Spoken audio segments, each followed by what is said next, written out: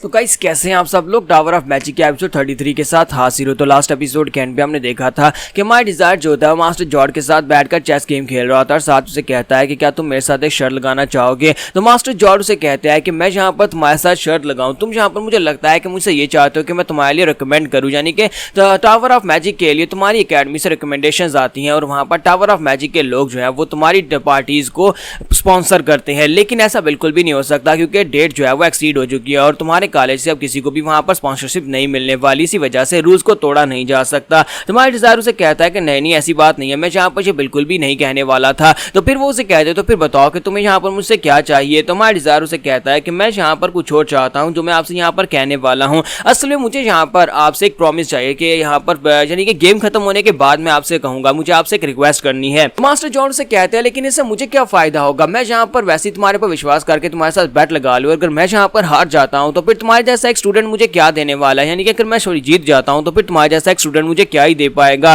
तुम्हारे डिजायर उसे कहता है कि ये तो यहां पर जीतने के बाद पता चलेगा कि मेरे जैसा स्टूडेंट आपको क्या दे सकता है। और वैसे भी अगर आप चाहे तो आप पूरे साल के लिए यहां पर आप हमारी पार्टी को किसी भी काम में लगा सकते हैं, यानी कि आपके टावर ऑफ मैजिक में जैसे कि कल यहां पर जो कुछ भी हुआ था उस वक्त हमने यहां पर आउटसाइडर्स को रोका था आपके मैजिक जैम को चोरी करने से, तो आप इस तरह के मिशन हमें दे सकते हैं। मास्टर जॉर्ड से कहता है चलो ये तो अच्छी बात है, तो फिर ठीक है मैं भी यहां पर तुम्हारे सामने बैट की शर्त रखता हूं। तो मैं यहां पर ये चाहता हूं कि जब तुम ग्रेजुएट हो जाओ अकेडमी से तब तुम्हें यहाँ पर आना होगा टावर ऑफ मैजिक में आकर तुम्हें हमारी एक मैजिक इंजीनियरिंग डिपार्टमेंट को ज्वाइन करना होगा। क्या तुम्हें ये मंजूर है। तुम्हारा डिजायर कहता है हाँ ठीक है मुझे ये मंजूर है। और रही बात मेरी यहाँ पर तो मैं वो रिक्वेस्ट जो बाद में करूंगा, जब हम लोग यहाँ पर इस मैच को खत्म करेंगे उस वक्त मैं आपसे कहूंगा और तब आपको मेरी बात माननी पड़ेगी। तो वो से कहते हैं कि ये तो काफी ज्यादा हैरानी की बात है, नहीं तुम ऐसा कुछ ना मांग लेना जो मैं तुम्हें दे ना पाऊं, तो फिर यहाँ पर क्या होगा क्योंकि तुमने कुछ ऐसा कह दिया तो फिर तो मैं वो नहीं कर पाऊंगा। तुम्हारा डिजायर उनसे कहता है नहीं आप बिल्कुल परेशान ना हो, मैं ऐसा कुछ भी नहीं मांगने वाला, मैं बिल्कुल एक सिंपल से रिक्वेस्ट करूंगा जिसे आप पूरा भी कर सकते हैं। और इसी के साथ ही वो दोनों फिर से वहां पर गेम खेलना स्टार्ट करते हैं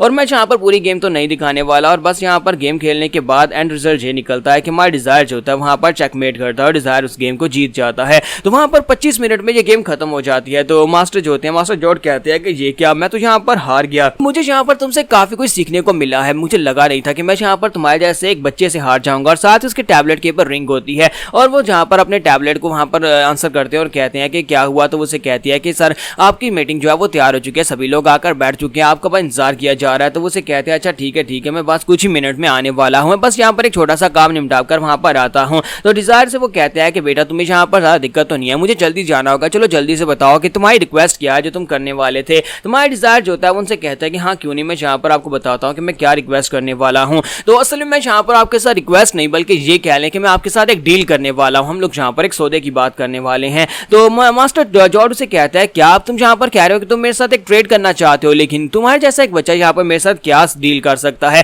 तुम्हें पता है ना कि डील किस तरह से होती है, डील तब होती है जब आप यहाँ पर एक इक्वल अमाउंट देते हैं और दूसरी साइड के ऊपर से भी आपको इक्वल अमाउंट में वैसी कोई चीज मिलती है। अगर तुम यहाँ पर मुझसे कोई चीज चाहते हो तो उसके लिए तुम्हें यहाँ पर इक्वल अमाउंट देनी होगी। डिजायर उनसे कहता है कि मैं यहाँ पर आपको एक आइडिया दूंगा और उसके बदले में आपको यहाँ पर हमारी पार्टी को स्पॉन्सर करना होगा। मास्टर जॉर्ड से कहते हैं ये तो काफी ज्यादा मुश्किल होने वाला है। तो डिजायर कहता है लेकिन आप शर्त हारे हैं। तो वो कहते हैं जो भी हो मैं शर्त हारा हूं, लेकिन कम से कम तुम्हें यहाँ पर ये तो देखना चाहिए कि तुम मेरे साथ यहाँ पर एक डील करना चाहते हो, लेकिन डील के बदले में तुम्हें भी तो यहाँ पर मुझे इक्वल अमाउंट में कुछ देना होगा, यानी कि मैं यहाँ पर सारा का सारा नुकसान क्यों झेलूं, तुम्हें भी तो यहाँ पर इक्वल अमाउंट में कुछ ना कुछ मुझे रिटर्न में देना पड़ेगा। तुम चाहते हो कि सिर्फ एक आइडिया देकर तुम मेरे पास स्पॉन्सरशिप ले लो, ऐसा तो बिल्कुल ही पॉसिबल नहीं है। तुम्हारा डिजायर उनसे कहता है लेकिन मेरी स्पॉन्सरशिप आपके सॉरी मेरा आइडिया जो है आपके लिए बहुत ज्यादा वैल्यूएबल होने वाला है और उससे आपको बहुत ज्यादा फायदा भी होने वाला है। फिर साथ ही उनसे कहता है कि मुझे जहाँ पर आपको कुछ दिखाने की इजाजत दें। तो वो कहते हैं हाँ क्यों नहीं। और इसी के साथ ही हमारा डिजायर वहां पर साइड के पड़े हुए मैजिकल क्रिस्टल्स की तरफ देखता है और कहता है यहाँ पर कुछ मैजिकल क्रिस्टल्स पड़े हुए हैं, क्या मैं इनको यूज कर सकता हूँ। तो वो कहते हैं हाँ क्यों नहीं, तुम इनको यूज कर सकते हो।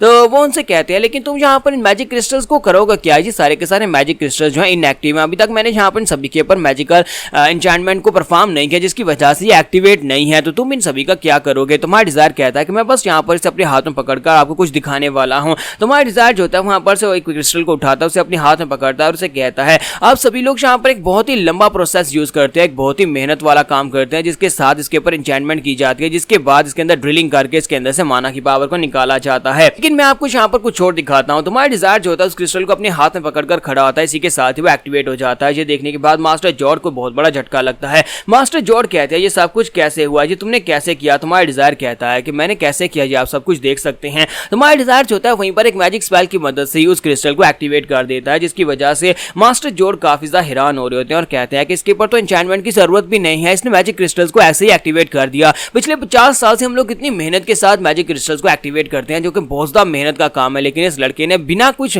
मेहनत किए मेरे सामने एक ही सेकंड में इस क्रिस्टल को एक्टिवेट कर दिया है। मास्टर जॉर्ड उसे कहता है क्या मैं इस क्रिस्टल को अपने हाथ में पकड़ सकता हूं? तो डिजायर कहता है हाँ क्यों नहीं, ये आप ही का क्रिस्टल है। तो उसे अपने हाथ में पकड़ते हैं और उसे कहता है ये इम्पॉसिबल है, ये तो वाकई में काम कर रहा है। तो मास्टर जॉर्ड जैसे उस क्रिस्टल को अपने हाथ में पकड़कर कहता है कि तुमने इसके साथ क्या किया है, तो इसी के साथ ही वो क्रिस्टल जो होता है बोलना शुरू कर देता है। दूसरी तरफ से उनकी सेक्रेटरी जो होती है वो बात करते हुए कहती है क्या हुआ मास्टर, आप यहाँ पर क्या कुछ मसला है, क्या आप मीटिंग में नहीं आ सकते? तो माय डिजायर कहता है कि ये तो बड़ा कमाल का क्रिस्टल निकला है, इसे तो यहाँ पर ट्रांसमिशन के लिए यूज किया जा सकता है। तो मास्टर कहते हैं क्या, इसका मतलब ये तो वाकई में एक्टिवेट हो गया है, और इसी के साथ ही वो उस पत्थर को वहीं पर रख देते हैं और साथ ही सेक्रेटरी से कहता है कि मैं एक ही सेकंड में वहां पर आने वाला हूं, तुम बस यहाँ पर वेट करो, मैं आता हूं। साथ ही मास्टर जॉर्ज जो होते हैं हमारे डिजायर से कहता है कि प्लीज जल्दी से बताओ कि तुमने यहाँ पर क्या किया, कौन से मैजिक को परफॉर्म किया जिससे तुमने इस क्रिस्टल को एक्टिवेट किया है। तुम्हारा डिजायर कहता है तो आप मुझे बताएं कि क्या यहाँ पर हमारी अमाउंट इक्वल हो गई, तो क्या आप यहाँ पर मेरी पार्टी को स्पॉन्सर करेंगे? तो वो उस क्रिस्टल की तरफ देखते हैं, फिर साथ ही उसे कहते हैं कि मैंने यहाँ पर जो कुछ भी देखा है वो मुझे नहीं लगता कि मैं अपनी सारी जिंदगी परफॉर्म कर पाता, और जैसे आपको तुम्हारी वजह से पॉसिबल हो पाएगा तो फिर ठीक है, मैं तुम्हारी पार्टी को स्पॉन्सर करने को तैयार हूँ।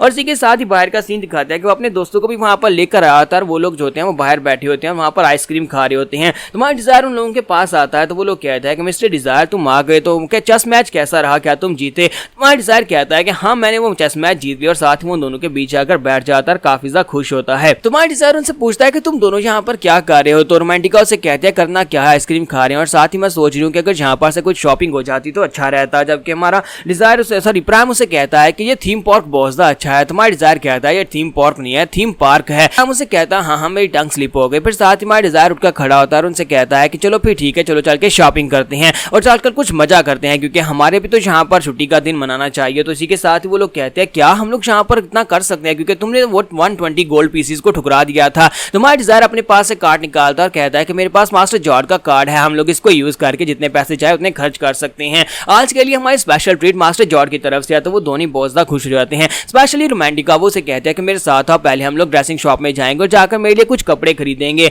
जबकि हमारा प्राइम उसे कह रहा होता है कि मुझे जाकर और ज्यादा आइसक्रीम्स खानी है। तो हमारा डिजायर कहता है लेकिन पहले मुझे आइसक्रीम तो खाने दो। और इसी के साथ ही वो दोनों जो होते हैं अपनी अपनी आइसक्रीम को अपने मुंह में डाल जाते हैं और कहते हैं नहीं तुम्हारे लिए कोई आइसक्रीम नहीं है, चलो यहाँ पर से चलते हैं और चल के शॉपिंग करते हैं। और उसका हाथ पकड़कर दोनों उसे खींचकर अपनी अपनी तरफ लेकर जा रहे होते हैं और काफी ज्यादा खुश होते हैं। तो वो लोग यहाँ पर अपनी छुट्टी को पूरी तरह से एंजॉय कर रहे होते हैं। और इसी के साथ ही यहाँ पर हमें एंड पर बताया जाता है कि इस बार साल पूरा होने वाला है और हर एक साल के बाद क्योंकि यहाँ पर डंजन अपीयर होती है, तो इस बार डंजन के अपीयर होने में पूरे 13 दिन बचे हैं, यानी 13 दिन के बाद यहाँ पर पहला शैडो वर्ल्ड यानी डंजन ओपन होगी।